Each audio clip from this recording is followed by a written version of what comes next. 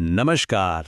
चलिए आज coordinate geometry के एक बहुत ही मजेदार कॉन्सेप्ट को समझते हैं।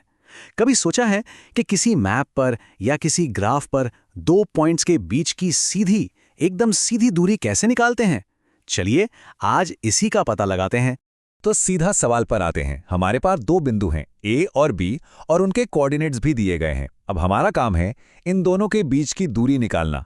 देखने में सिंपल लगता है ना? चलिए मिलकर इसे सॉल्व करते हैं। तो असल में हम कर क्या रहे हैं? इसे ऐसे सोच सकते हैं कि हम एक ग्राफ पर दो जगहों के बीच का सबसे छोटा मतलब एकदम सीधा रास्ता ढूंढ रहे हैं। बिल्कुल वैसे ही जैसे गूगल मैप्स सबसे छोटा रास्ता बताता है। बस हम ये काम गणित की मदद से करने वाले हैं।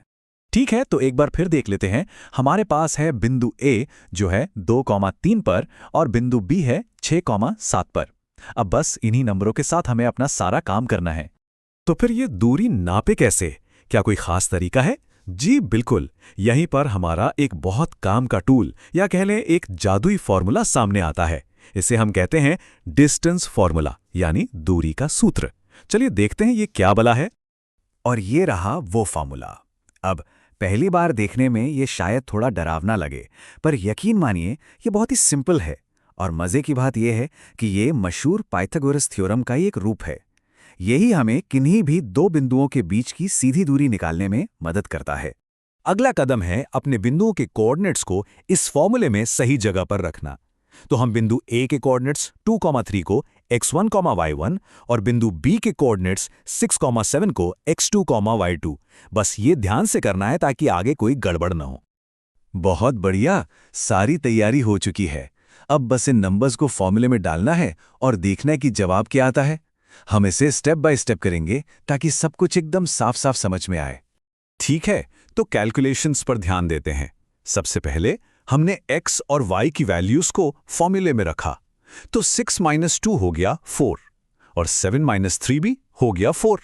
अब अगला स्टेप इन दोनों का स्क्वायर करना है। तो हमें मिला 16 और 16। फिर हमने इन दोनों को जोड़ा जिससे आया 32 और आखिर में 32 का स्क्वायर रूट निकाला जिसे और सिंपल करने पर हमें मिलता है 4√2।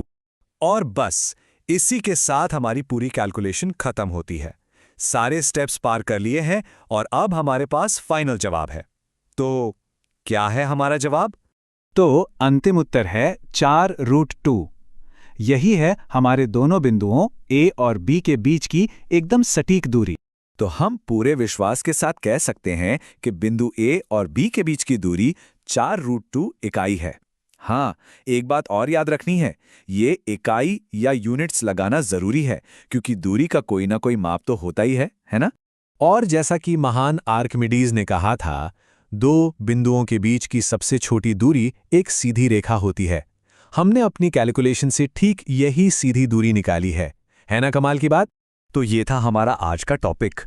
अच्छा, जाने से पहले एक सवाल दिमाग में आता है।